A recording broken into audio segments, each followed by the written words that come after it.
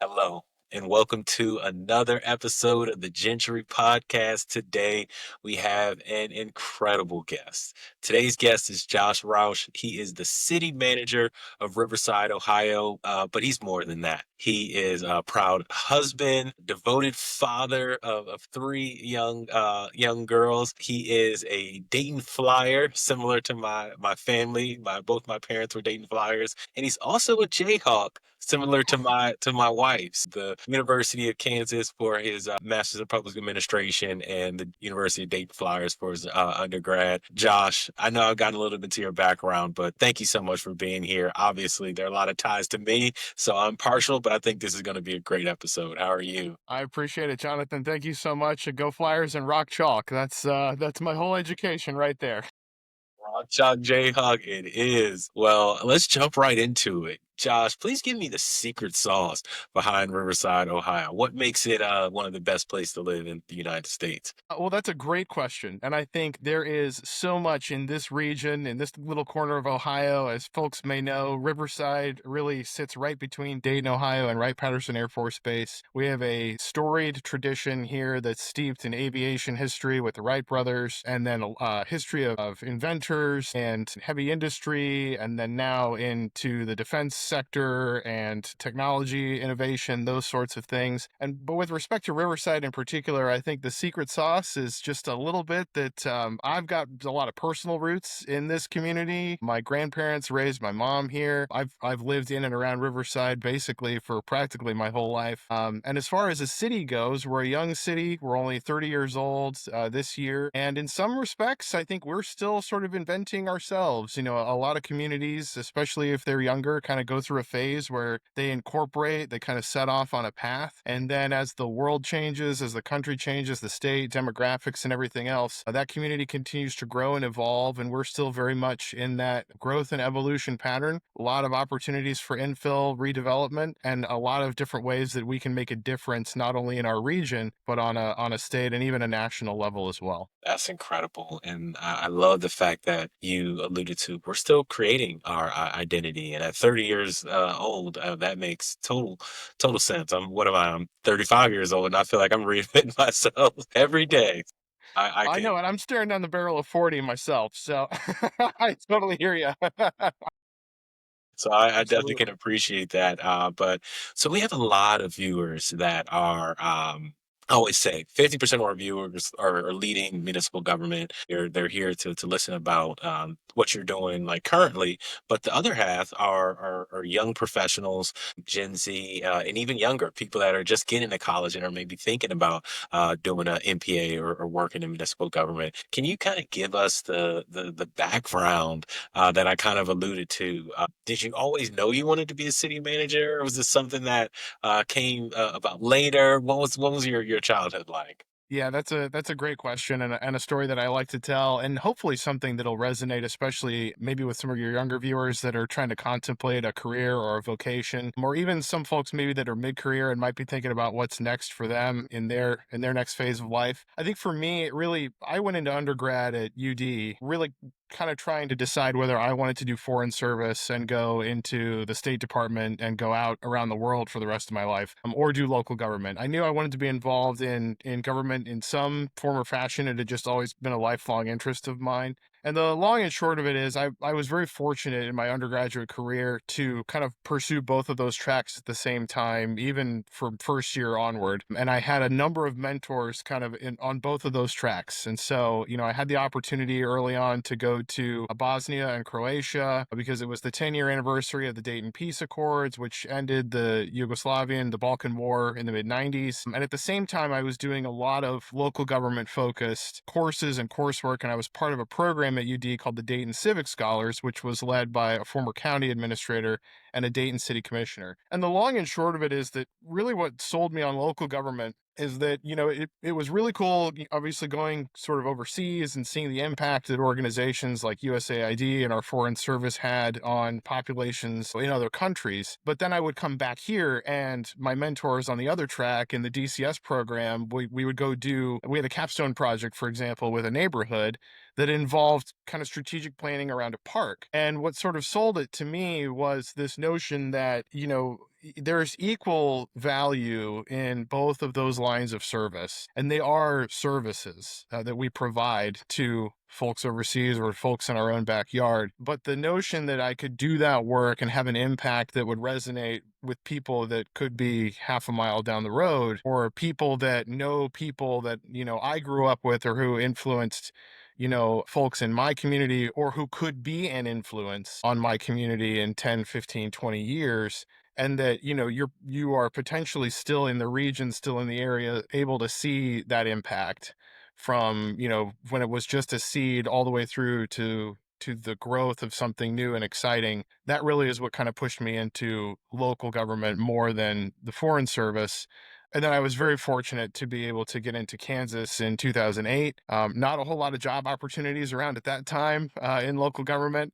And then from there, sort of the rest is history. I had a number of excellent mentors at KU, and then at Mission, Kansas. A guy named Mike Scanlon was my first boss, a city manager administrator out there, who really were not shy about giving me opportunities and challenges and trying to rise to the level of practicing that service in different contexts and in different communities. And the rest is history, as they say. I think this is perfect for what I want to our viewers to hear the impact of a community that you can actually touch and feel.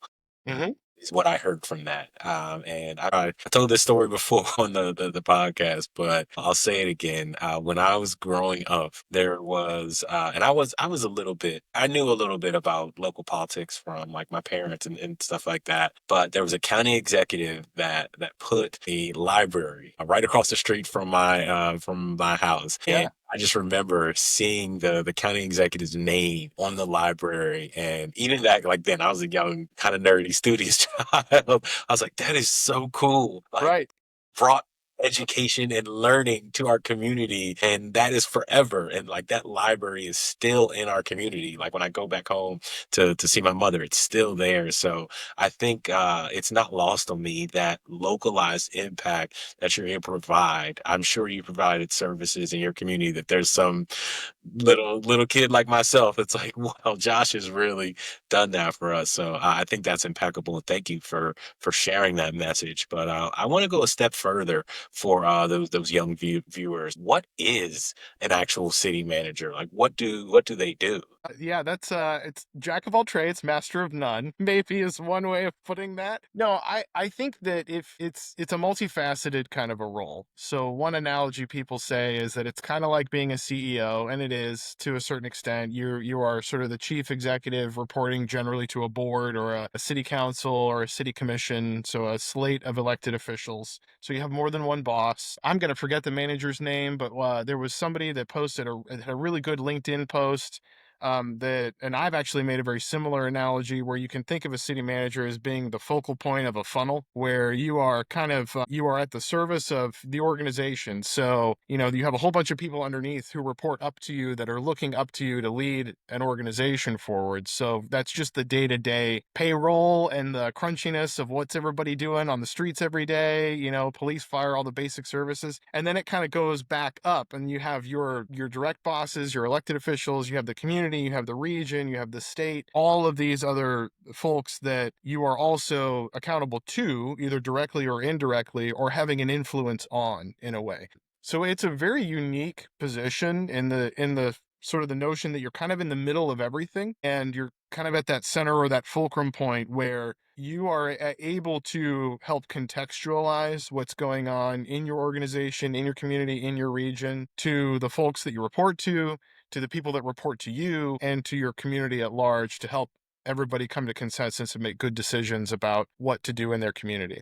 It definitely doesn't sound like a easy job. It sounds like you have just layers and layers upon stakeholders. From I love that you also tease out not just my community, but also the greater region that I'm in, the state that I'm in, but then also the elected body, but then also the community itself. And then you can't forget about your staff, the people that are pounding the pavement every day, like you said, that are really working hard to provide those results for all the different stakeholders. So it definitely seems like that funnel analogy is great. Yeah. And I know with that, it probably takes a lot of planning and then carrying out plans. So, how do you guys, have you recently done your strategic plan or comprehensive plan, or is that something that's kind of upcoming for you? And how has that process been? No, that's a great question. I think, and I'll give you a, hopefully not a too overly complicated answer. So I should add, probably for the benefit of your listeners as well, that I have a bit of a non-traditional background in that I got out of grad school, went into direct service in Kansas and Ohio, and then I was a local government consultant. I worked for Julia Novak, the Novak Consulting Group, for about 7 years. We were acquired by a company called Raftellus in 2020, kind of in the middle of COVID. So at the time I became a city manager, which was in October of 2021, I had half of my career sort of on both sides of the aisle, if you will. I was half private sector as a consultant, but working for local governments, and half in direct service for local governments one way or the other. When I was a consultant, a decent portion of my work was helping communities do strategic and other, plans, those sorts of things, facilitations. The bulk of the work was in more operational, organizational analysis, but we would help clients all the time, with strategic planning, council planning, those kinds of things. When I walked into Riverside, we was really entering an environment where we were a young community, and in some respects we're still laying foundations, trying to do sort of local government 101. Do we have a budget book that everybody can open up and read and know what's going on in the community? Do we have a finance system that's well organized and makes sense? What are we communicating to the residents? And to your point, what plans do we have put together that are helping to guide that pathway forward? So we didn't have much in the way of a strategic plan when I first walked in. We got an outside facilitator to help us, counsel and I, back in 2022, and put together a very high level strategic plan that honestly was more about key things to focus on, things like transparent government, financial sustainability, public safety, or traditional elements that you see. But it was sort of light on goals and objectives. And at the same time, we were putting the finishing touches on a comprehensive land use plan, which council adopted in 2023. And now we're coming to the end of a process where we're actually rewriting our zoning code to line up with that land use plan, and looking at potentially a new or an update to our strategic plan on a council level, probably sometime next year. We have elections coming up in November. All that is to say, we have, I think, like a lot of other communities, some of the bits and bobs, some of the building blocks that go into taking a step back, taking stock of where we are as a community, where the council wants to go, and what's going to drive those priorities. But I also think that because of who we are, what we are. We're sort of a collection of islands. We're kind of like Indonesia. We have sort of a North Island and a South Island and some other islands. There are things about our geography, about where we are in the region, about our tax base and everything else that really limit what we can do in the near term. So while strategic planning is a good exercise, I think a lot of where we are over the next 3, 5, 7 years, just by virtue of our current circumstance, is really going to continue to focus on that foundation laying, and how are we putting the building blocks in place to lay a foundation that eventually someday we can pivot off of to get ahead of the curve and solve other challenges in the community. So we have these pieces and we're continuing to work through them, but it is an ongoing process, like it is in many communities across the country. And I love the fact that you're forward thinking and thinking through this. It's like we may not be able to hit some of the main things that I would want to necessarily happen in a forward looking, 5 to maybe even 10-year plan. But we need to hit the building blocks. And this is not the first time I've heard this. I guess the follow-up question for me, you said a couple of those pillars that you think are the kind of the building blocks. Is there one that sticks out to you that you think this is something that is we have to get done, whether it's, matching the zoning requirements of the land use plan, or if it's making sure we have like government transparency? And I also eventually want to touch on that. I know you guys are using some innovative tools to help with government transparency. But before I jump on that answer, what do you think may be one of like the main ones that you're focused on? Yeah, I don't want to dodge your question, but I'll give you a quote that I give everybody. Which I'm actually going to give, like I mentioned, Mike Scanlon. He was my first boss out of grad school. I'll give him a lot of credit for this one because he would hammer this one hard to our city council at the time, and I've kind of carried it with me. There's a quote by John Muir, who's a great naturalist in the, I believe, early 20th century, but he has a great quote, and it's something along the lines of, "When we try to pick out anything by itself, we find it hitched to everything else in the universe." And we recently did a Citizens Academy here for the first time, and what I told that group was that quote. I said, if you remember anything from this whole endeavor, remember that quote and remember there's no such thing as a free lunch. So when we try to prioritize things, like what's the most important or what's sort of the first brick that you want to lay, I think it's important to consider, like, obviously what a first step is, but also how is this linked to everything else? And I guess in my experience, and especially here where we are in Riverside, so much of it comes back to the fiscal sustainability piece. Or communities live and die by their budgets. And I would say if you're the kind of person out there who believes that government can be efficient and effective and can render good service and also be good stewards of taxpayer dollars, then you will thrive in this kind of an environment, because most of the game, if you will, is trying to look at inputs and outputs. How much money do you have coming in? And based on the council's priorities, based on what they're saying they want to do in the budget, how are you deploying those resources to be as effective as possible? But you can't make those decisions unless you know upfront where your money's coming from and where it's going. And that's that whole fiscal accountability, sustainability, transparency piece. So for us, it really is, because we are sort of now in the third year of a new finance system. We had just changed our income tax collection rate when I started a few years ago. We're kind of at a point now where we can make some educated forecasts based on some 3 years worth of data, maybe a little bit more. And I think getting our arms around that and more fully understanding what our recent trends have been is the next step that's going to equip us to figure out, okay, what's next? Can we tackle more staff? Can we get rid of some of our other financial impediments? How do we move the needle in the way that's most effective? I think that sounds like a very important when I'm a football guy.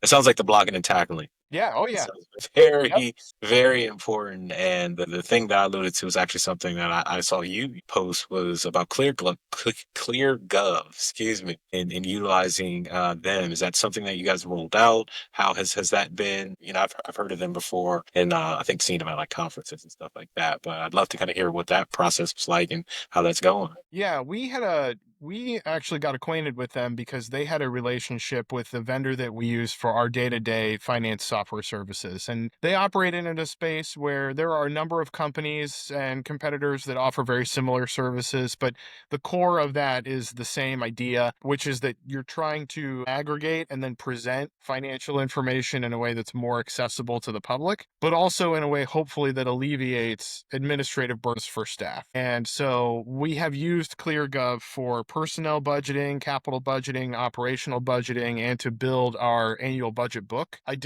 didn't have one when I walked in the door. I did the first one by hand in Excel and Word. Didn't want to go there again. I mean, it can, but it's a lot of time and effort. And if you've worked in Excel, or anybody out there that's worked in Excel, especially in a large, complicated workbook, it's everybody's worst nightmare, I think, to have a formula go haywire, or you fat finger a cell someplace and then you're looking at numbers that aren't real, and you might not know it until you're well down the path on something. So the advantage of ClearGov is that it will directly read all of our numbers out of our finance system. We can just import, and then from there it will assist and sort of automatically bring those line items into a budget book. There's sort of a review and comment process where every year departments can make requests. Those can get evaluated by finance and the city manager's office, approved, modified, etc. And eventually, once you work the workflow, it all winds up into a budget book that has all the main elements you would need to go get, like a GFOA award or something like that, if that's a goal for your organization, which I would like to be at a place where in the next couple of years, we would have enough of the budget book filled out to do that and to kind of check that box for our organization. But at the end of the day, it really is a way for us to demonstrate to our elected officials and the public that we take the financial piece of this seriously. Those books are posted online. I showcase them during our budget workshops every year. And so it very much is the centerpiece of a conversation that's ongoing about where the city's finances are. Think that is so important. There's been a lot of push, at least federally for transparency in government, but I'm proud to say that this has been something that local government has been working on and prioritizing in a positive way. Not, Mhm. uh, not I don't want to get into about, but in just a very positive way for a long time now. So I think the fact that you guys are posting this, you're making it known to the communities is very important. And on that, how have you guys been able to connect with younger people in your communities, be it those that potentially either want to be in a vocation of municipal government or just those, it sounds like you have a citizen, yet a citizen Academy. academy Yep. that you just went through, and just young people that want to be more civically engaged or know what's going on. How has that outreach been? Yeah, I think again, it is so taking a half step back from that. One of the other advantages of local government, really, and particularly as contrasted with foreign service, really, is that there are what over 88,000 local governments in the United States, and if you think about it, maybe one way is that that's 88,000 opportunities to iterate on what works well, what doesn't work so well, as far as trying to get in touch. And every community is different. Don't get me wrong, but like trying to build these bridges, get in touch with folks, try things that demonstrate responsiveness and cultivate relationships in the community. So one of the things that we have tried is this lately is the Citizens Academy. We actually had a recent graduate of the local school district who is interested in running for office, who I believe is actually running for school board now, but who participated in that program. He's still in college, but very civic minded and wanted to participate in that because it sort of furthered his interests and helped satisfy some of the curiosities he had about how city government worked versus, the school district. And I believe we intend to keep that ball rolling. We had a lot of really good feedback as far as taking a small group of residents, getting them acquainted with every department, all the operations, having some recognition by the city council at the end, and kind of taking them candidly behind the scenes, through our service building, warts and all, cracks and all. Like, here's what we have to do, here's what we work with every day, and honestly, on some level, trying to communicate the value of service that they're getting today in spite of some of the constraints that our folks live with day in and day out that people just don't think about. If the trash is getting picked up and the water turns on and the roads are getting plowed, 95% of people are out and about their day and they don't give local government a second thought, which on the one hand is it's not a bad thing. I mean that because if you're doing your job well as a local government, you are providing those services in a way that people just assume that they're there all the time, right? That also means it's harder to get in front of them unless something is broken. It's not like people have a reason all the time to come in and ask questions about their roads if the roads are paved well and kept up all the time. You know what I mean? So we have been trying to play around with how do we generate that awareness, how do we get in front of folks, and how do we keep people interested, because we've had a couple of elections where folks maybe don't want to run again and there are not a whole lot of people out there interested in running, which is a problem, because if you want to maintain a local government, you have to have people willing to run for office and make hard decisions, policy decisions about what to do as a community. But I know in our region, and for us especially, that had been kind of a recent trend where there just hadn't been a whole lot of interest. So we're trying to figure out ways to cultivate that. That's important. And Josh, you're doing my job for me in a lot of ways. That's the reason the Jentry podcast exists. I found out, and I talked about my work with the local governments with you. I just saw that there was no megaphone for communities that were doing the right thing, being good stewards of taxpayer dollars, making sure that the roads are paved, infrastructure's there. There's no real megaphone. The only time when people are interfacing in a very strong way is on the negative side, when something is not going well. So my goal is to make sure we demystify local government and some of those that tightrope that you spoke of, that there can be between resources and needs, but also just the day to day. This is what we're out there doing, and because we're doing it well, you probably don't think about it, but that doesn't mean we're not doing it well. I definitely can appreciate that. Going back to the community a little bit, how do you see your community when you think of people being able to work, play, live, and then also going through the life cycle of a traditional citizen. So maybe coming out of college, getting that first apartment, first job, to having a small family, a growing family, and then all the way up through retirement, and maybe getting rid of that house that you have, but wanting to be able to age in place. How do you kind of see Riverside on that factor of having that cradle to grave community? Yeah, I think that's a great question, and so much of this is it's actually similar to the last point we were talking about too, in the sense that I think a lot of communities really all over the place have there are a few communities I think that have it all together all the time. Just, you may be at a place, and we saw it consulting too, where even if you're in a place that's quite affluent, that maybe has a lot of resources, sometimes the challenge there is that you may have more than enough money to throw at a problem, but you might not have the right people, or you might not have the right community input or the right type of community involvement to make what's needed happen go. And so and I think a lot of your listeners will have lived through this too, but especially for folks that are early in their career, I think that especially in local government, there are opportunities wherever you go in order to kind of advance local government and public service more directly inside the community. The question is just what you're going to be on the front lines of. You maybe resource heavy, but then have a lot of networking to do. You may be resource constrained like we are and have to figure out how you're going to pay for every nickel and dime along with a lot of the community involvement pieces. But all that builds to your question, which is how do you create a place that people want to live in and make that attractive for people cradle to grave, right? And every community is going to be different here too. But one of our it's a constraint, but it's also a draw, is that we're so close to the Air Force Base as an installation that a lot of our residents are actually very temporary. They're highly mobile. So we have folks in the Air Force that are here on orders. They're here for 2 to 4 years. I think if they're enlisted, the average service rotation's about 3 years, and then they're off to their next assignment. And so because of that, we actually have higher than average share of rental units as compared to the state or the region, because so many of our folks are here on a less than permanent basis. That also impacts our ability to attract people into public service in the first place, right? So it's kind of a headwind. Like, how do you get people to run for council if they're only going to be here for 2 years, 3 years, and then they're off to their next assignment? So while we have that kind of demographic as a big key component of what makes Riverside, we also have another demographic that's been here, born and raised here, lived and died here, folks that were around since before we were a city. And even in my own Platte, the neighborhood that I'm in, we don't have that many first generation home buyers still left. But when I bought my house 10 years ago and moved in, all of my immediate neighbors, except for one, were original owners of their houses, and they bought these houses in the late 50s. So only now are we getting to a point where that turnover is starting to happen, and we're having younger folks come in and purchase property.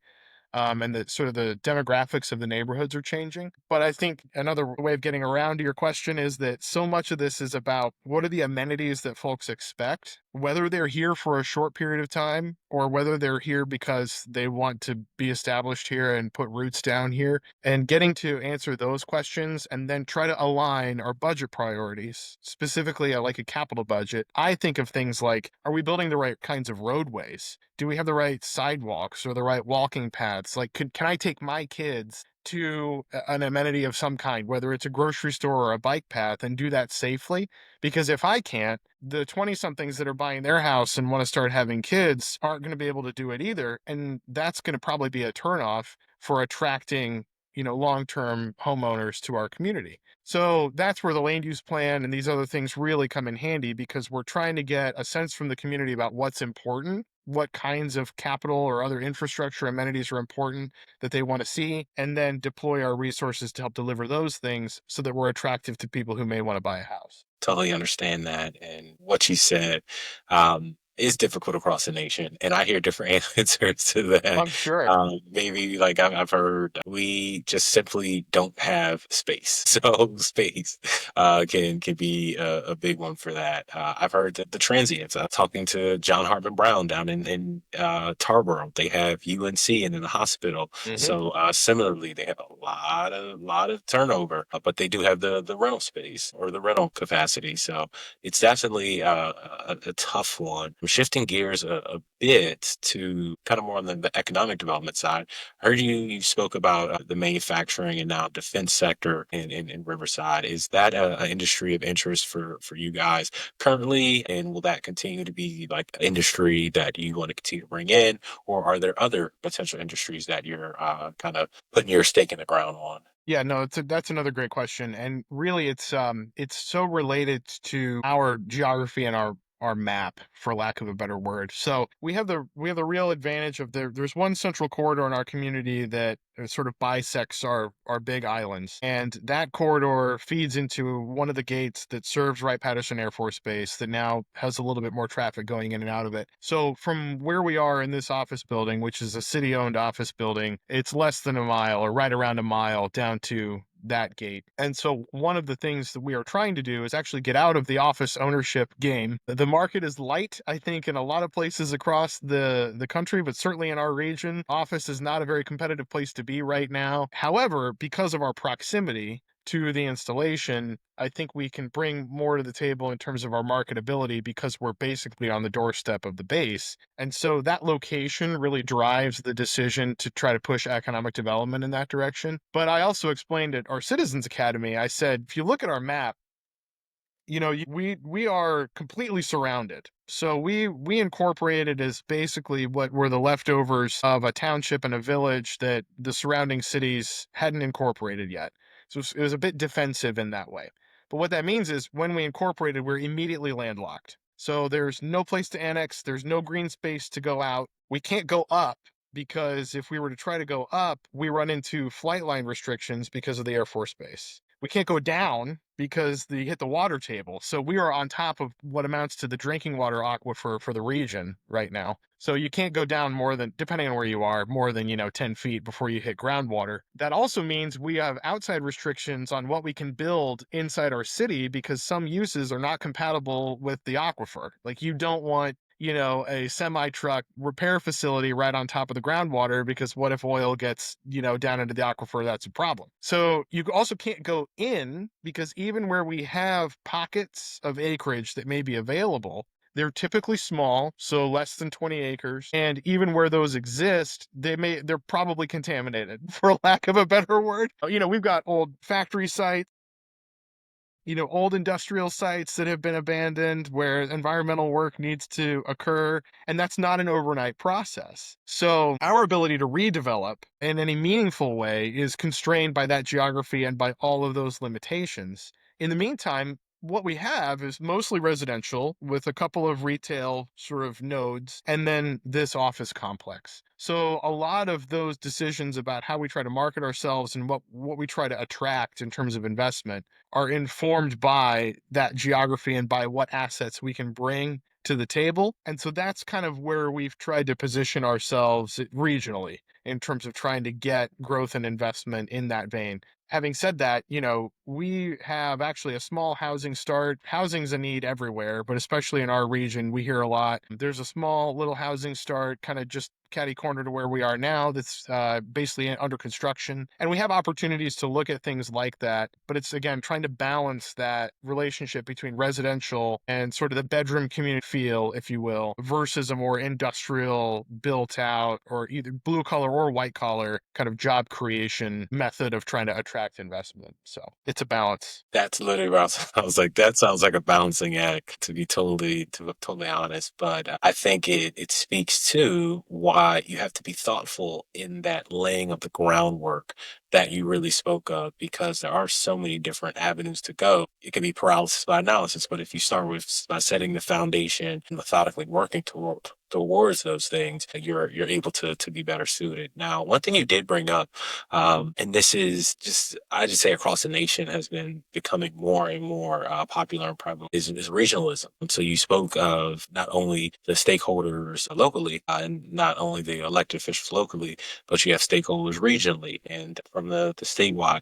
How are you guys in Ohio and in your region working together? Are there any projects that you guys kind of worked on? It sounds like you all share the water resources, pretty connected there. How has regionalism shown itself in your community? That's an excellent question. I think it was interesting because I got a little bit spoiled early in my career because at the time when I was in Kansas, out near Kansas City, I worked for Mission, Kansas. We were a small suburb in of Kansas City, Kansas, in Johnson County, Kansas. Johnson County at the time, it probably still is, was one of the most affluent counties in the state, if not the most affluent. They provided a lot of services, including intergovernmental services, to other jurisdictions inside the county. Regionalism out there looked a little bit different than it did here in Ohio, where, at the time we were a small suburb of 10,000 ish people. We had been contracting for IT services, and it got to the point where, long story short, is we kind of just called the county one day and we're like, hey, can you just make us an extension of your IT department? They say, sure, no problem. And we, cut what amounts to an interlocal agreement, pay them money every year. They basically set us up like like a subnet on their IT system. Much more difficult to do that in Ohio. So when I got out here, I would say there is regionalism, but it is much less formal, at least speaking only for myself and where we are in this little corner of Ohio. Ohio is kind of its own microcosm where kind of down here in the southwest corner, it tends to feel a little more Midwest. You've got a lot more city manager kinds of governments. Up in the Northeast, up near Cleveland, there are some city manager communities, but it's almost like East Midwest. It sort of feels more East Coast. You got a lot more strong mayor. It's even more Rust Belt than kind of down here in some respects. Bottom line is regionalism across Ohio is kind of its own animal. And in our corner, it's much less formal. Like you will have sometimes fire districts that different municipalities will have officially entered into to provide fire service, for example. You may have situations where have cut individual local agreements with each other, to backfill for services or for emergencies. Lately, what's been happening more and more, it seems like, is the use of what are called councils of governments, or COGs, in Ohio. So that is where a whole bunch of communities will come together and basically form their own local government. It's kind of like a good example is there's the Wright-Patterson Regional Council of Governments, which was spun up by Congressman Mike Turner's office several years ago. But that is actually constructed of a board. So there are city managers of 5 or 6 communities, all of which abut the base, that sit on the board of that COG. That COG right now is fairly limited in its scope, but it could become something someday where these communities, we could potentially grow it to the kind of operation where we're all able to share service delivery of one form or another, whether that's internal or external, to try to help out the base through that COG. Other COGs, like there's a COG called the Shared Resource Center that provides finance and accounting services to school districts and cities all over our region. And I actually have a contract with them now because we've been without a finance director for the last several months. So they are stepping into that finance director role for us and providing that back office service really for the next 18 months is the duration of our contract. So Ohio's kind of in a unique place where you have very formal structures like COGs, very informal structures, but it's not quite like what my experience was in Kansas, where I could call the county or call like the next layer of government up and have it feel sort of the same way. Interesting. And I think how even within the state, regionalism means two totally different things. And like I've spoken to people at Cincinnati, Maple Heights, like so like I've seen different areas in Ohio. And like yes, it's very a regional thing. And then the other thing is a lot of people when they think of city managers, it's not political. And that is the ideal. And in a lot of ways it's not. But there's also I heard you a couple times. They kind of wait and see what happens with the election. So you have to be knowledgeable of the Hmm. politics and what people and how people, especially council members, elected, view the world and what they're trying to get across to their constituents. But you can't be blind to it at the same time. So while it is apolitical, you have to be cognizant of that. And I appreciate you teasing it out. And for not an attempt to force your hand at all. So you can go back and you can say no or this is what I told you earlier. But every podcast I always ask if there is one challenge that you're facing that if you could just snap your fingers, you would change immediately, and you had all the money in the world. So no budget constraints. Is there one challenge that you think would maybe create the highest ripple effect of success? And if that's the same question, I'll dead it. But I think No, that's a good one. yeah. Okay. That's actually an 'Cause easy now one now for you got me. all the money in the world. So No, that's an easy one for me. So it kind of goes back to some of the things we talked about, where because our community has constraints like every community does, and some of these headwinds that are sort of built into our fabric or into our map, we struggle with on the revenue side of things a little bit more, I think, acutely than some of our friends and neighbors in the region. It's not good, bad, or indifferent. It's just a function of how this place came to be and where we find ourselves today. Part of that, though, is that, back, it was probably 10, what is it, 2025? So 10, 12 years ago at this point, the city had made the decision to buy the office buildings that I'm sitting in now. So we have two office buildings, like I mentioned earlier, that are kind of catty corner to Wright-Patterson Air Force Base. And at the time, the thought was to take these office buildings, which I believe they were going into receivership anyway. So they were not in great shape as far as the stewardship of the buildings. And so it was an opportunity fairly for the city to get involved in that and try to save these buildings from a worse fate. So we acquired the buildings, and I think the thought at the time was to try to fill up the buildings with tenants so that we could kind of make money on both ends of the equation, where we would collect money from rents in the buildings as well as from income tax, because in Ohio, constitutionally, municipalities derive most of their funding from income taxes, local income taxes. Which is all great in theory, but then life happens and the world changes, right? And so we're at a point now where the office market is not doing so hot. We have a location that I think is very attractive, but we also bought these buildings when they were in a state. There was deferred maintenance.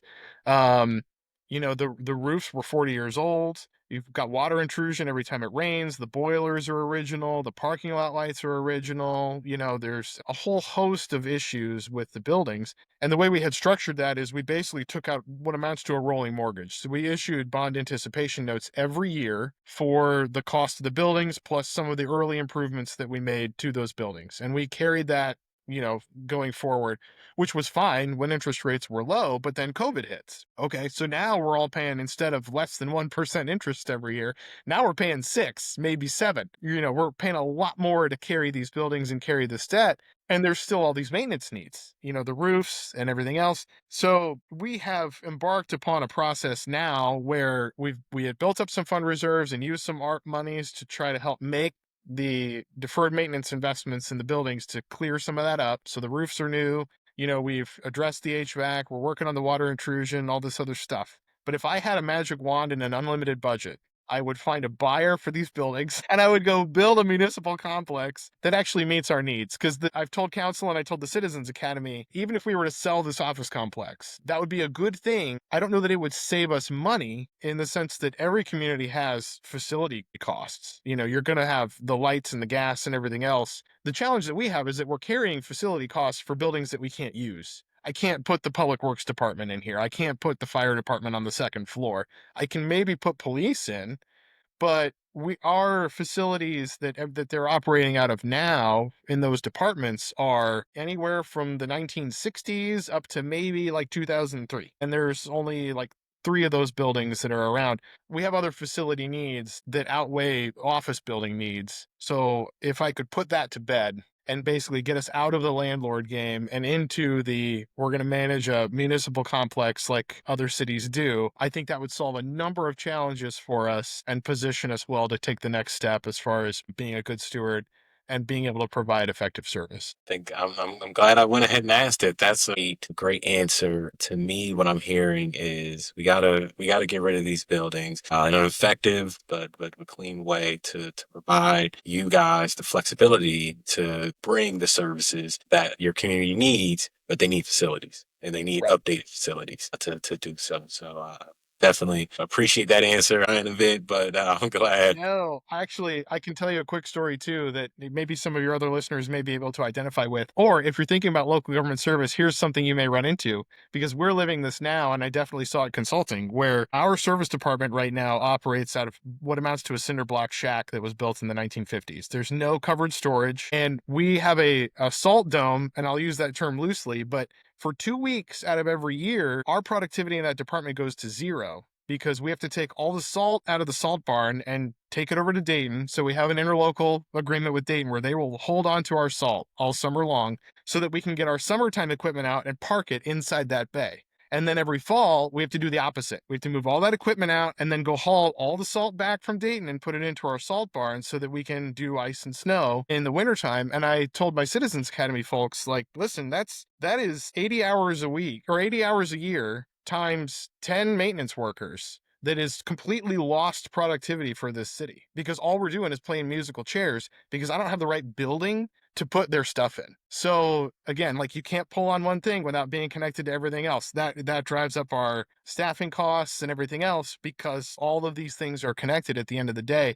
So to your point, being able to focus on one problem at a time, but the right problem first, that's half the battle, right? So That is not easy, but it sounds, the one thing I'll say is you speak eloquently on the issues, and that means you understand the issues, you understand potential solutions to the issues.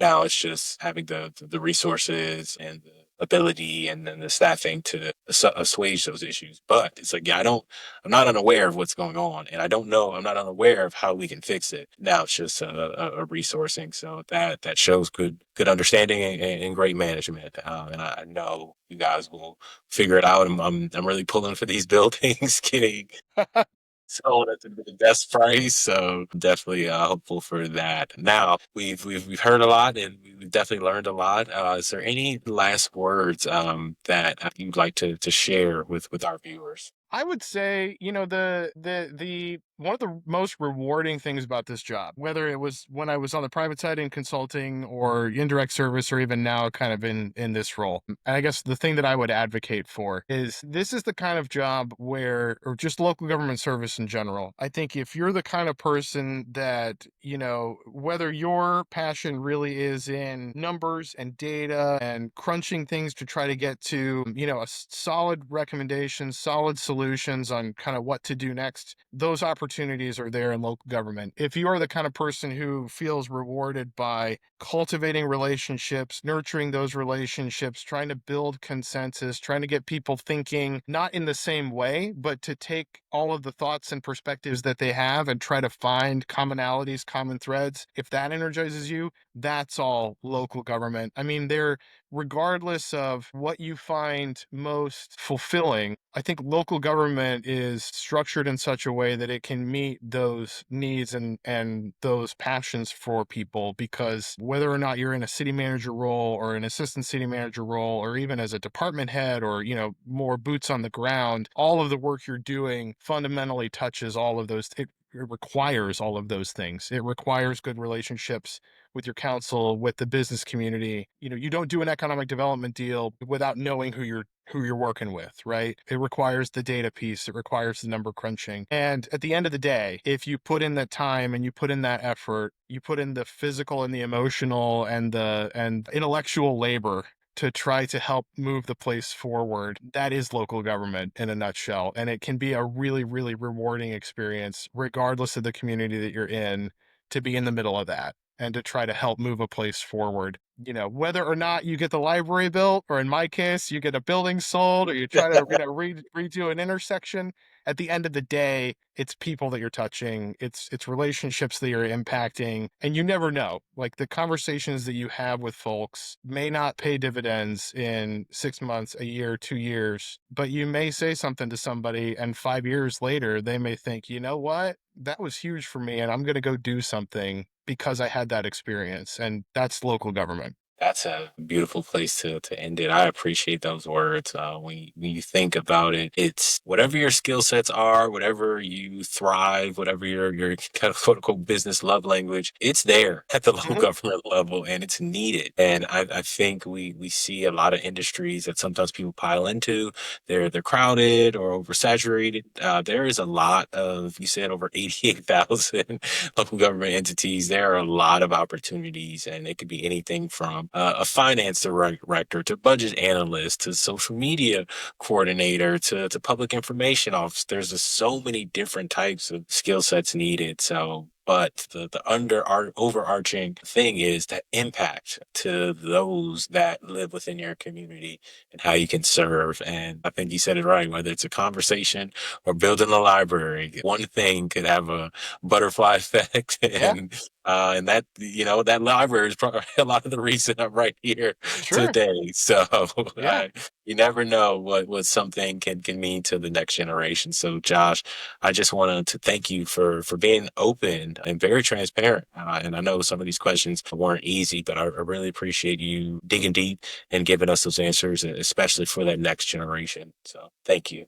No, thank you for the opportunity. It's been a real pleasure, and I am always available. If anybody has questions or just wants to connect, it really is a passion point of mine, and I wouldn't pick another career. I've loved every second of it, and so I'm happy to advocate for it because you're right. We need good people, and we need people that have the talent and the passion and the drive. And at the end of the day, it's the kind of career where if you're doing a good job and you're in it for the right reasons, everybody benefits. That. Well, ladies and gentlemen, this has been another episode of the Gentry Podcast. We have Josh Rauch, the city manager of Riverside, Ohio, and we are all excited to hear more about Riverside, and we just really appreciate your time. So thank you all. Have a great one. Thanks, Jonathan.